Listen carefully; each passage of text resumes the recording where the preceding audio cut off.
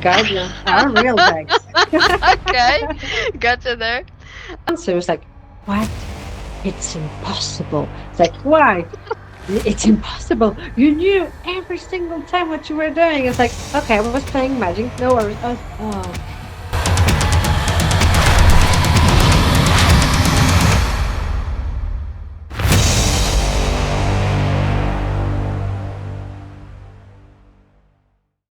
Welcome to the Fab Famous. This is a series of our podcasts that we are about to launch, and in those podcasts, we'll like to present you characters, people, personalities that are worth following within the Flesh and Blood community. And we will start with a very, very special guest, with Natalie. Hi, Natalie. How are you doing? Hi, fine to you. Good, I'm good. And without further ado, I will start my series of questions so you can actually introduce yourself a little bit. And we'll start with the five wise questions. And first of all, who are you? So I'm Natalia. I'm Polish. It's been 15 years since I moved to Paris, actually next to Paris. So I'm like still Polish, half French. So I came to France to study music and finally didn't finish my studies. Then I was stewardess, and then I was like changed my life to be able to play games the weekends because with the previous work it was just impossible. So Okay. managed to have my time to play today. Okay. So why Flesh and Blood? Like why have you decided to pick that game lately? So I've been playing Magic the Gathering for a couple of years. I met my husband at the PTQ in Paris, so we were like started to play all the time. And then till COVID, and COVID like would just ruin and Magic the Gathering for me. And then they still didn't want to came back to the previous tournament and so on. There was a MTGA. I tried to stream, I tried to play, I tried to do some competitive Magic. It was just impossible. And this is very different when you're playing against somebody who's like don't see his reactions. It's not only strategy and the software is like helping your triggers so on, and so I prefer playing in real life. So I was like still I saw some Polish players like Grzegorz Kowalski or Maciej Janik, who I knew from Magic the Gathering, and I saw that they were posting at Facebook some uh, achievements in Flesh and Blood. So it's like, what's that? What's happening? And it's like I'm still waiting that tournaments came will be back from for competitive Magic, and still nothing. Even did a petition to bring back Magic like before, and it didn't work. So yeah, I contact uh, Aurélie Violette, who's managing today a channel for Fidia in France. So she explained me how to play, and we asked some friend who's owner of a great shop in Paris. He introduces us to a fashion bed player who just like it's been 4 or 5 months. He showed us how to do it. So Okay. That's good. That's good. So you were the one that actually started that, not your husband. no. Okay. That is good. That is good. But like, okay, let's go with another one. Like, when did your card history started? Like, how did that happen? My father wanted to have a son, and I had already my sister, older sister. So when I came to this world, he was very disappointed. And then yeah, he's a player, cards, bridge player, chess player, and video games player. And when I was, I think, 3 years old, I was playing a lot of cards. And I was like even counting 1, 2, 3, 4, 5, 6, 7, 8, 9, 10. And then I was saying wallet, queen and a king. I think it was like normal. It wasn't 11, 12, or 13. It was like so I just love to play Okay. cards. I just love to play all the games, and then I video games too. So so I knew I when I was in high school, I had first time I played Magic once or twice, but it was so expensive in Poland, so I couldn't. Hmm. Okay. So then you moved to Paris and the whole thing started. So Magic was your first competitive game? um, I think so.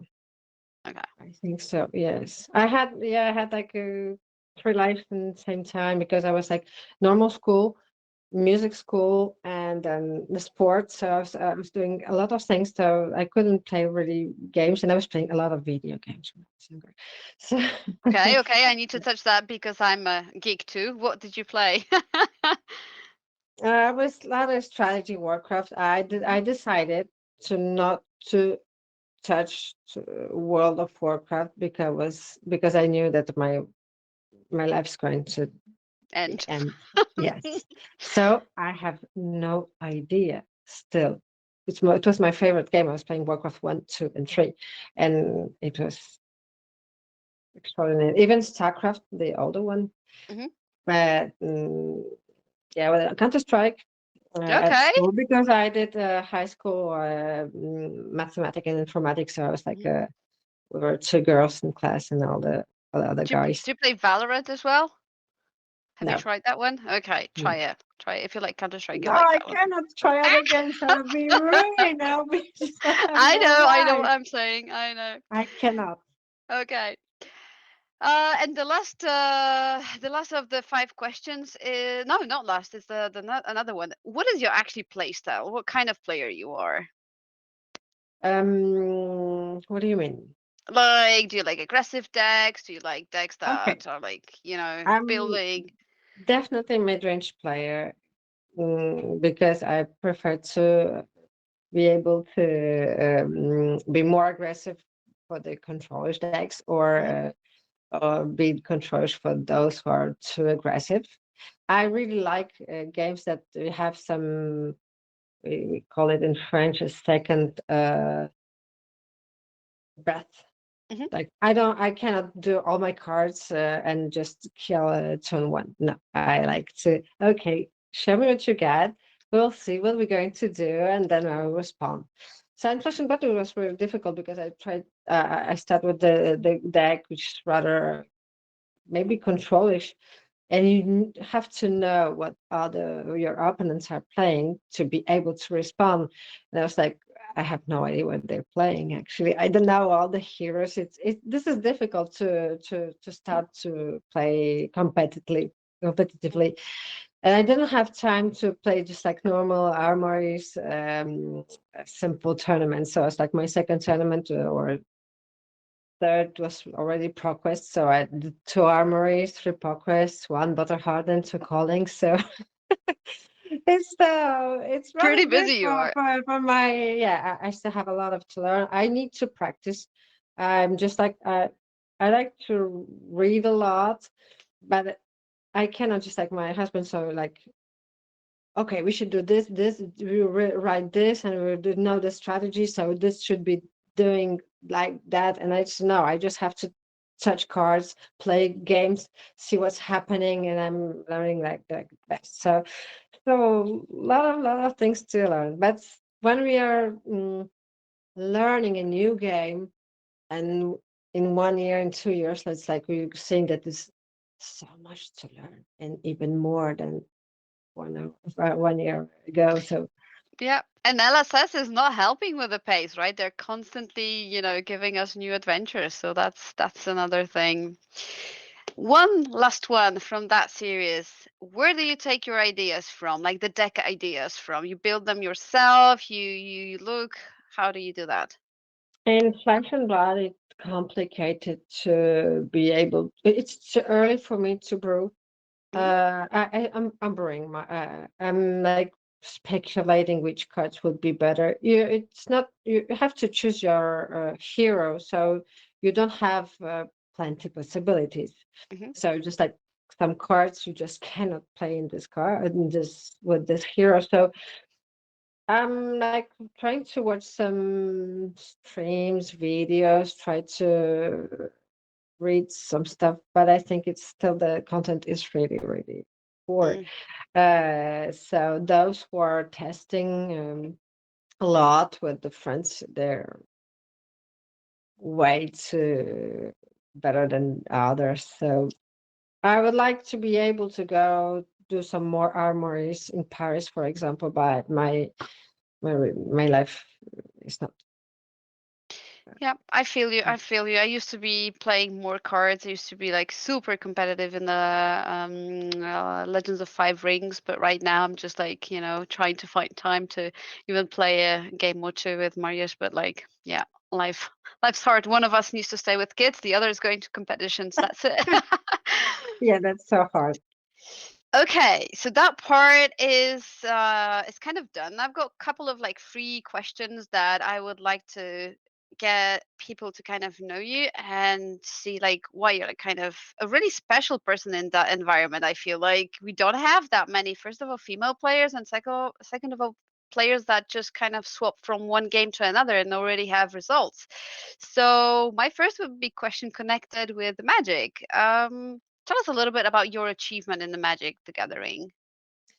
So Magic the Gathering, I when I started to play competitively, I was like, I really wanted to be able to be competitive very fast. And in France, people like competition. It's not very good. It's not good to say you like competition. And I'm from Poland. Poland is just normal. Girls can play. Girls like normal stuff. Mhm. And I decided to do the Grand Prix, the first Grand Prix, or 3 months after I really learned to play, and still just Mhm. level wasn't good. But I wanted to have enough points to be able to compete in WMCQ, so it was like a competition for the worlds, like you'll be representing the country. So I did the Grand Prix in Italy, and I didn't know anybody from Magic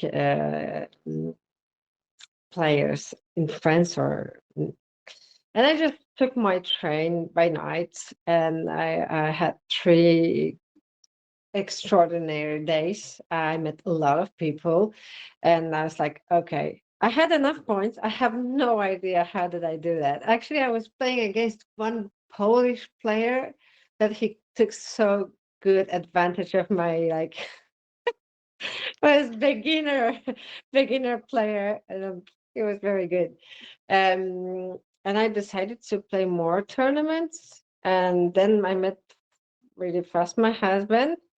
So we were like playing one Grand Prix by month, per month, and we even he was almost qualified for a pro tour in Honolulu. So we decided to go for our honeymoon, play some tournaments in the United States. So yes, I already won money from Grand Prix. I didn't manage to be qualified for the Pro Tour. Um, the level of the players were very, very good, and I didn't have time any possibility to be capable to be Mhm. qualified. So in Flesh and Blood, I think there's still play. The community in France is not very uh, big. There are a lot of beginners in TCG games. The more and more Magic players coming to Flesh and Blood because they understood that the strategy is great, and the LSS is like doing a game for the players. Magic's Magic did like play the game, see the world, and then they decided to say play the game with the queen of your room. I was like, I read something like that about it. So it's like politics changed completely. And Flesh and Blood, you have so many things to win in competition, and players like more relaxed. Mhm. Even in France, like playing against so many tournaments, French players were reading cards to me because they thought that I They're was a just girl. learning. So I have no idea about playing cards. So they're going to read those to me. And so when I was asking a judge because they were doing some stuff they shouldn't do, I was like, "What are you doing? What? What? So you're not playing cards? Yeah, you want to go abroad or what?" It's like Oh so my a God. lot of aggressive stuff. Fashion, but now it's more relaxed. Okay, there's not that pressure, I guess. Yeah. So now I know like why you decided to move, because that was my next question. Like, why have you decided to move to Flesh and Blood? But yeah, I feel you. I know that. So if you compare like the cards and like the type of player, like the mid-range player you are, what would be like your favorite card in the Flesh and Blood as well as in the Magic the Gathering? Yeah, Magic the Gathering, I had this card that I start to play. I didn't find those capacities after that. It was dummy right. It was a planeswalker, green and red. That I started to play aggressively at the beginning because if you don't know how to play, just like try to aggress and then you don't know what they're playing your opponent. So dummy right. So it's like my beginning to going to mid range. I was like decided not to be able to kill or lose in turn two. I wanted to play longer games, and yeah, Dummy Raid was my Hmm. yeah best card Magic. And Flesh and Blood. I'm rather a Guardian player, so I'm playing Oldhim, uh, which is maybe mid-range or control-ish, you never know. And my favorite card is Crown of States, which is already banned in one of the formats. It's very good. It helps you like searching the cards in your deck, like digging to have Hmm. responses and like a little bit of gambling, a little bit of like more decisions to take, but they can pay a lot. So Oh yeah, that card is a nightmare for many, many players. I can definitely recall that. Okay, getting back a little bit because you touched the topic of like being a girl in the male environment, a little bit more in male environment that actually, yeah, card games are dominated by males. How do you receive the Flesh and Blood community? Because you mentioned that Magic Gathering was a very, very competitive one, but how do you receive the players in the as a girl mostly in that community? it's a little bit easier for now.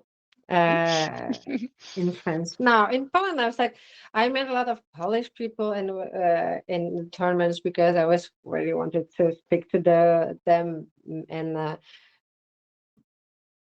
yeah, Flesh and Blood is okay. Nobody's reading cards for me. They're rather helping me, but it's not like you're a girl, so I'm going to help you how to do it. It's like yeah, I don't know, more friendly. Um, In France, I was the only girl who was qualified for nationals, and actually, I haven't seen any other girls playing Flesh and Blood in France. But I'm not a very, yeah, I don't have time to go. So, Mhm. but the Battle Hardened I played, I did the top 8 in Madrid. I was, I don't know, maybe we were 5 girls. Okay, Yeah, it's still not enough. less than in Magic. Yeah. Less Okay. than Magic, but it will change. It will It's grow, too yeah. I soon. also see more Yeah. and more girls coming. Maybe I'll finally, put my foot in my in that game, but like just need a little bit more time, a little bit more time. Okay. So if we think about the heroes you're playing, how important is actually for you the look of the hero that you play versus like what the hero is representing? Because like for me when I was playing it was like super important how the hero looks so I can play it, but like how is that for you? Is it more of the hero or how the hero looks? No, it's like what he doing, and it was difficult for me to choose the hero if you don't know the heroes at all. So I was Hmm. like a little bit attracted by Lexi. Hmm. I wanted to play Lexi. I tried because yes, I did really like the card and The look of the it, yeah. hero, just like but it wasn't my strategy at all. So I was like, Oldhim, I wouldn't choose Oldhim. I don't know. No, I was like, I'm rather like I love strategy. I love playing cards, and I don't even know the story of the heroes. I have no idea. I just want to play this game to be able to uh, play with people, meet people, and have this strategy. I don't know, trying to work with my brain all the time. It's great to prepare Mhm. tournaments. So it's not very important about the cards. But for me to learn, it's important the images of the Mhm. cards. I have no idea. I don't know how the cards called. I don't know their names. Everybody's talking about, oh, this card is called like that, and this does that. I was like, I don't know. What's the name of the card? I have no idea. But you're playing this. Oh, really? Okay. I only know the. The text box. Okay, gotcha. You mentioned the players, that you're like super focused on the hero and that, you look into like what the hero is capable of. But if you face specific type of players, um, what is the type of players that are like the most demanding for you? That that, oh, I need to like work harder, I need to kind of show myself off, I need to win that one. Like what kind of players are like for you, like motivating you to be better? I love to play against good players and Hmm.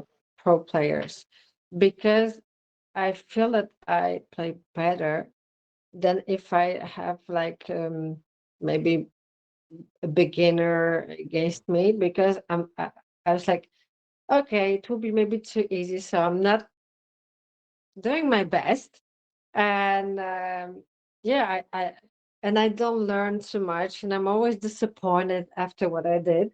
Hmm. And when I'm playing against pro players, they usually more relaxed.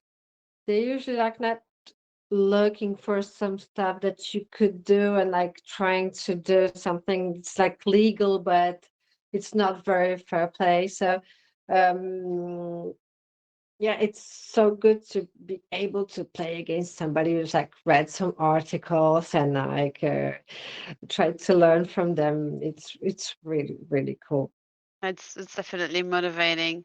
So if it comes to your matchup right now when you're facing players, what is like the easiest one for you right now, and what's like the most difficult for you in this specific meta? One of the easiest, it's not like I'm going to win a 90%. It's Briar because my husband's playing Briar, so I'm playing it every single evening. So the matchup I really know.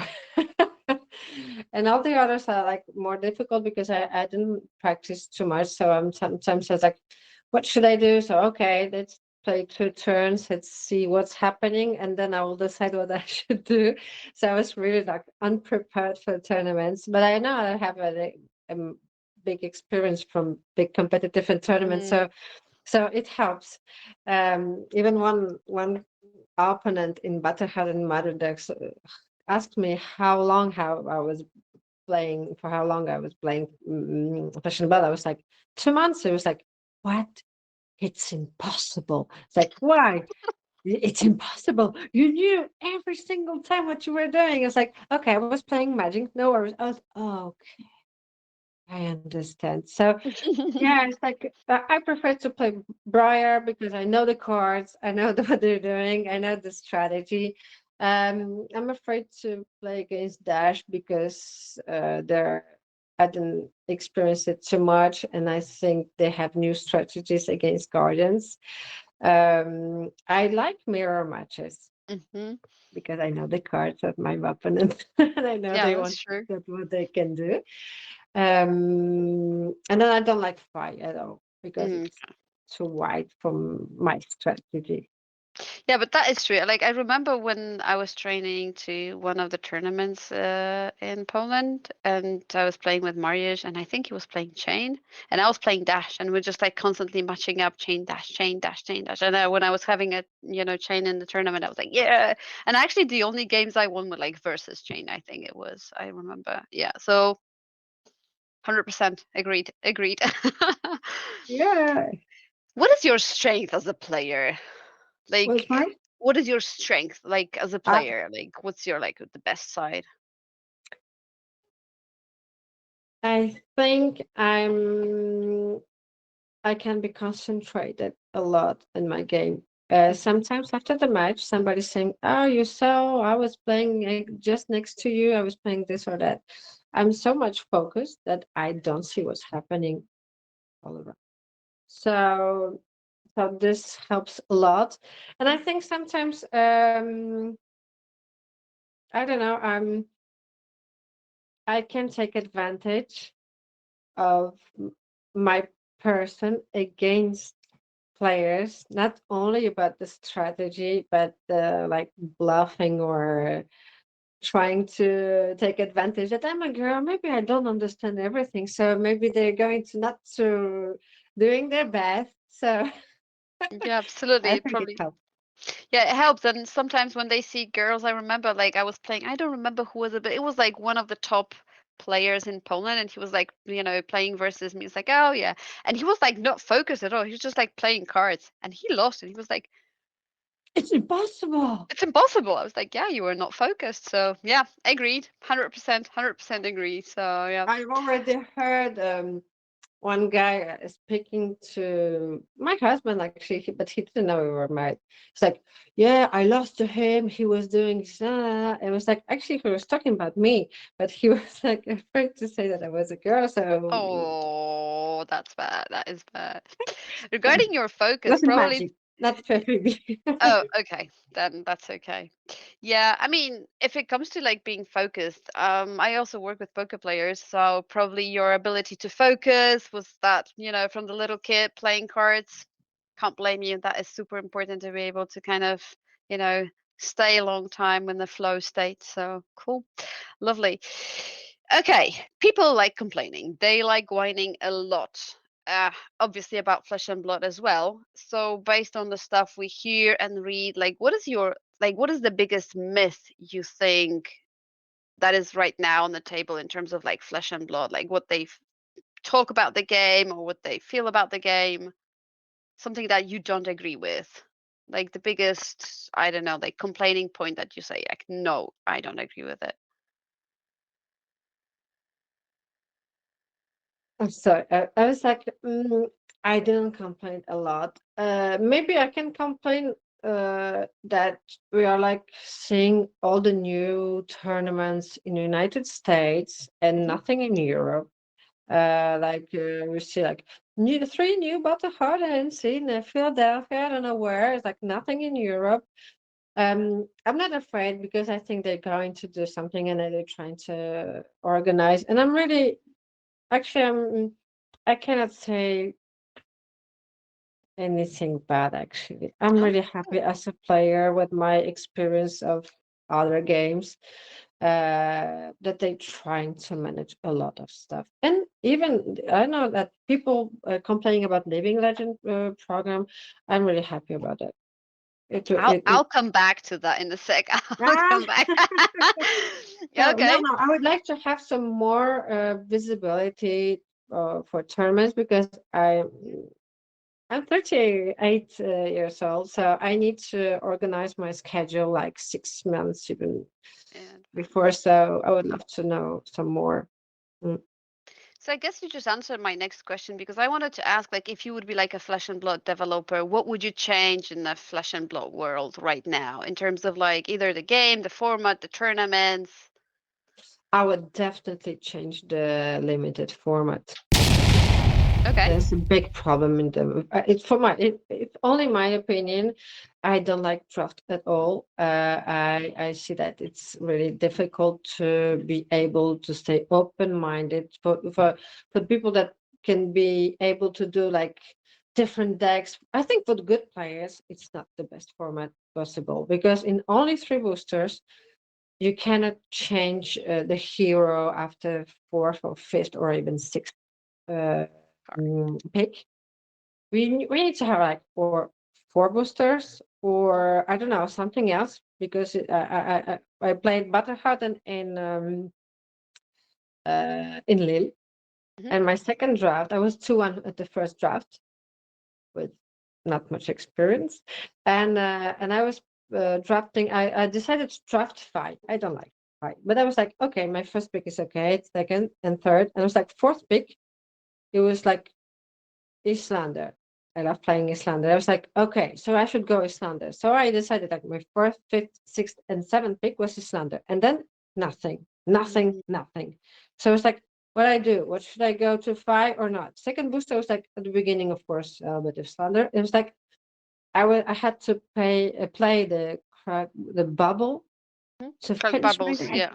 Mm, I was like, and I were like, oh, surprise! No, it wasn't good. I don't like it at all. We should have 4 boosters or more cards with 1 boosters. I don't know anything. yeah, It's so that format. Hey, LSS, make a note of that, definitely. I can just imagine what would have happened if we have a different format with you. So that would be, yep.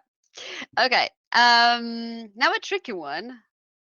I want to ask about your bad habits as a player. Do you have any bad habits as a player that you're aware about them, but like trying to hide yes. them? Okay. Um, Actually, it's not that I don't know the habit, but I'm a very expressive person. Mhm. I can still hide my information from my Mhm. face, but I saw some pictures of me playing. It's like, I think you're like, I can say that I'm going to kill my opponent. And I'm just like, not at all. I'm concentrated, and my concentration is horrible. So I don't like this at all. But I Okay. cannot do anything about that. Making faces. So if you want to make a face of you, we'll know where to look for it. Just give you a good open end and then No just dive photos. into it. Okay.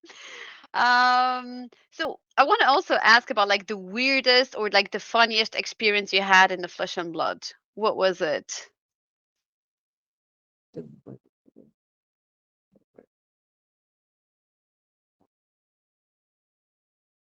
Could be game, could Mm, be people related. I don't know. all people are very cool. I met a lot of people from a lot of countries already. That's why actually I'm playing this game. It's just very, very funny. Um, so I have no idea now. Like funniest thing. Nothing that could be like shocking or like yeah. Okay. Then that's a good community kind of experience, I guess. So how your future looks like? When and where can we actually see you? So I managed to qualify for the PTA. I had to have a qualification this weekend. So I decided to go to Worlds in San Jose.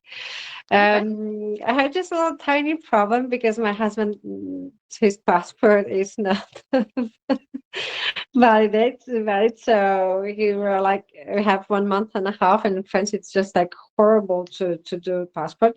So I have no idea, but I think I'm going to book my flight this week and then really try to manage to prepare the tournament for once. Okay. Good. I guess that part of the interview is done. Now I've got a couple of trivia questions for you. So short answers, either yes or no, or you pick one of the two. And then definitely if there's any shout out you want to make, then that will be like your time. Ready for the trivia? Yes, Let's go. Livia Olivia.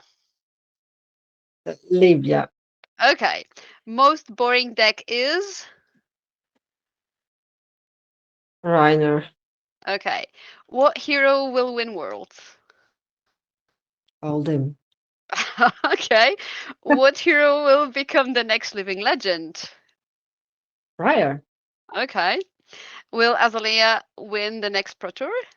No, Okay. Guardians or real decks? Guardians are real decks. Okay. Gotcha there. Traveling around the world or playing the Flesh and Blood? Both, Okay. Good one. Tea or coffee? both. Okay. What goes first to a ball? Cereal or milk? Cereal. That's it. We know a little bit about you as well. Thank you so much. These are all my questions, but if you want to make any shout out or if you want to like pass any message to anyone, feel free. Now is your time. Thank you for this moment. I'm very happy to meet you. I'm very happy to be the part of the Flesh and Blood community. I hope to see you in San Jose and meet a lot of new Flesh and Blood players. I'm so excited for this game. I'm so happy for everything they're doing. So, yeah, that's all I can say. I totally love how passionate you are. Like that is amazing. So yeah, it was a pleasure to kind of have you here as our first guest. Thank you so so much for your time and see you in San Jose. I guess Yes, with pleasure. definitely. Okay, thank you so so much, Natalia. Have a great Thank evening. you.